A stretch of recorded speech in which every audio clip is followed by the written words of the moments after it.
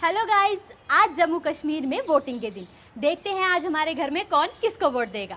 छोटे, तू किसको वोट देगा? मोदी जी को। मोदी जी देंगे अग्निवीरों को जम्मू सरकारी नौकरी में 20% का कोटा। जम्मू को आईटी हब बनाएंगे और यहाँ मेट्रो भी लाएंगे। भाभी, आप? बस मोदी जी को। मोदी जी देंगे जरूरतमंदों को अटल आवास योजना के तहत 5 मरला जमीन। जी आई। मोदी जी और कोई है ऐसा? मोदी जी देंगे सालाना 2 LPG सिलेंडर गैस, वो भी बिल्कुल मुफ्त। तो रसोई चलाना होगा और भी आसान। और मैं मोदी जी को। मोदी जी देंगे इस बार मेडिकल में 1000 एक्स्ट्रा सीट। किसी ने भी आज तक ऐसा नहीं किया। और भैया आप? मोदी जी, अरे मोदी जी देंगे किसान सम्मान निधि से 10,000 और हर एक किसान को कृषि उपकरण और खाद पे मिलेगी सब्सिडी और खेती हो जाएगी और भी बेहतर। और दादी आप? मोदी जी को। वो देंगे 3000 पेंशन और मां सम्मान योजना का सालाना 18,000। और भैया आप किसे देंगे वोट? मोदी जी को, जो देंगे यूपीएससी JKPSC एस्पिरेंट्स को 10,000 का कोचिंग खर्चा और आने जाने का 3,000 सीधा बैंक खाते में। और दादाजी आप किसे वोट देंगे? केवल मोदी जी को। वो बचाएंगे हमारी संस्कृति और सभ्यता और रखेंगे हम सबके परिवारों को सुरक्षित। और मैं भी मोदी जी को। वो देंगे 7 लाख का आयुष्मान कार्ड, जिससे मैं अपने परिवार के स्वास्थ्य का ख्याल रख पाऊंगा। क्यों बाबूजी? चल अब तू बता, तू आज अपना पहला वोट किसे देने जाएगी? मैं मोदी जी को। मोदी जी देंगे लाखों स्टूडेंट्स को लैपटॉप्स, टैबलेट्स, यानी एजुकेशन बनेगी डिजिटल। अब चलें, मोदी जी इंतजार कर रहे हैं। चलो दादाजी। शांति, स्थिरता और विकास, जम्मू कश्मीर को मोदी पर विश्वास। 2014 के बाद जो हमारी सरकार आई है, वो एक सरकार ऐसी है जो सही मायने में हमें 47 में मिलनी चाहिए थी।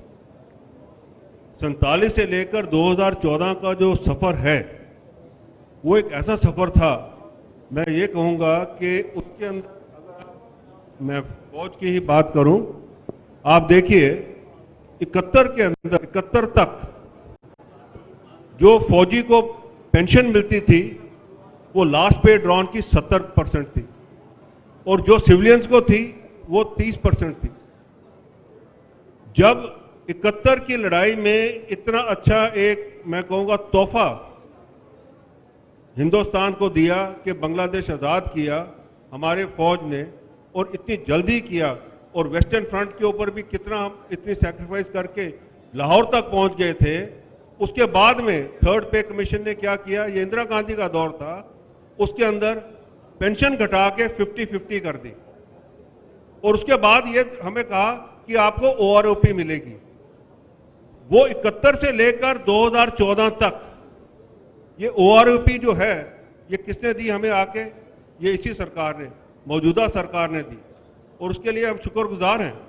कुछ कमियां हैं उसके अंदर जो पूरी हो जाएंगी, पर ये एक सबसे बड़ी मैं कहूँगा फौजियों के लिए एक बहुत बड़ी चीज़ थी, क्योंकि जो पेंशन मिलती थी वो एक डिफरेंट लेवल्स की मिलती थी। जो पहले रिटायर हुआ उसको पहली वाली, उसका जो बाद में हुआ उसको बाद में, तो अब एक लेवल पे आ गए हैं सारे। तो एक तो सबसे बड़ी बात ये है। दूसरी बात, इंफ्रास्ट्रक्चर की अगर बात करें, देखिए ये सरकार आने से पहले जो हमारे डिफेंस मिनिस्टर भी जो वो क्या कहते थे कि देखिए ये जो बॉर्डर एरिया है, आप इमेजिन कर लीजिए लद्दाख का एरिया हमारा 6 महीने कट ऑफ रहता है, 70 साल तक भी अभी तक कट ऑफ है। क्यों? क्योंकि हमने उसका प्लानिंग ही नहीं की कि जी वहां पे टनल्स बनाएं या हम ऐसा इंफ्रास्ट्रक्चर बनाएं कि वो 12 महीने वहां पे जो है कम्युनिकेशन रहे, हमारा रोड खुली रहे। ईस्टर्न सेक्टर में भी वही हाल जी। तो हमारे जो डिफेंस मिनिस्टर थे उस टाइम, एंथनी जी, उनका पार्लियामेंट में बयान है, कहते हैं कि जी हम ये नहीं बनाएंगे क्योंकि अगर हम बनाएंगे तो चीन जो है इसका इस्तेमाल करके हमारे देश में घुस जाएगा। तो ये तो सोच थी जी। अब आप देखिए क्या हालत है।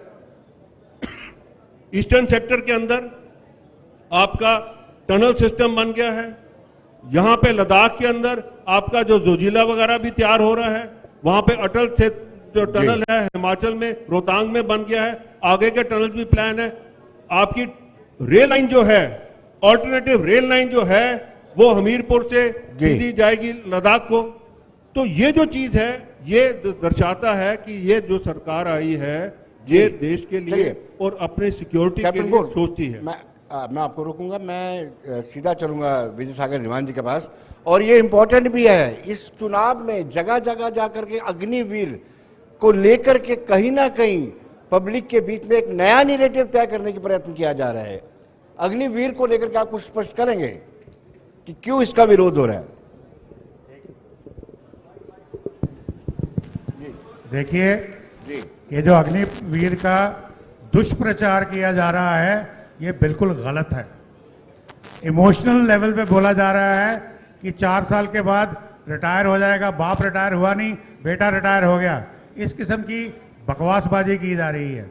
Let me be very very candid about it. जब वो लड़का 4 साल के बाद बाहर आएगा, he will be asset to the country, किसी भी जगह पे काम करेगा।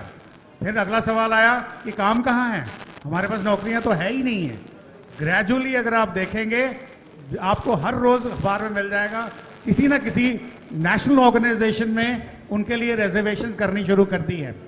गवर्नमेंट ने अनाउंस किया है 30% रिजर्वेशन, बाकी ऑर्गेनाइजेशन भी रिजर्वेशन दे रही हैं। प्लस मोदी जी की जो स्कीम्स हैं उसके अंदर एम्प्लॉयमेंट जो रोजगार योजना है उसमें लोन अवेलेबल है, जो मैंने भी लिया है एज एक serviceman at this age and service. उसके अलावा जब वो आएगा उनके पास भविष्य निधि हाथ में होगी, उनको पेंशन मिलेगी। मैं एक छोटा सा एनालॉजी देता हूं। आप अपने बेटे को इंजीनियरिंग कॉलेज में भेजते हैं 12वीं क्लास के बाद और लाखों रुपया खर्चा करते हैं, वो इंजीनियरिंग की डिग्री लेके बाहर आता है। जब वो बाहर आता है तो आज उसकी सिचुएशन ये है कि हमारे देश में 87% इंजीनियर्स जो हैं वो अनएम्प्लॉयबल हैं। अनएम्प्लॉयड नहीं बोल रहा मैं, unemployable. Where this Agniveer is employable, और ये एम्प्लॉयबल के साथ साथ उसको सैलरी मिली है पूरी थ्रू आउट। इंजीनियरिंग ग्रेजुएट को पढ़ने के दौरान सैलरी नहीं मिलती है, इसको मिलती है। उसके बाद जब वो आता है उसको एक मुश्त भविष्य निधि मिलती है, इंजीनियरिंग ग्रेजुएट को नहीं मिलती है।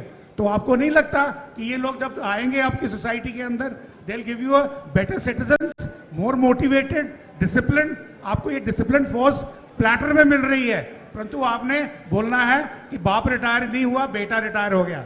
पर अभी जो बेटा है इसके पास पोटेंशियल क्या है? आर्मी का डिसिप्लिन, 4 साल की ट्रेनिंग, वहां के मुद्दे, वहां की जो कहते हैं ना, you can take man from the army but you can not take army from a man.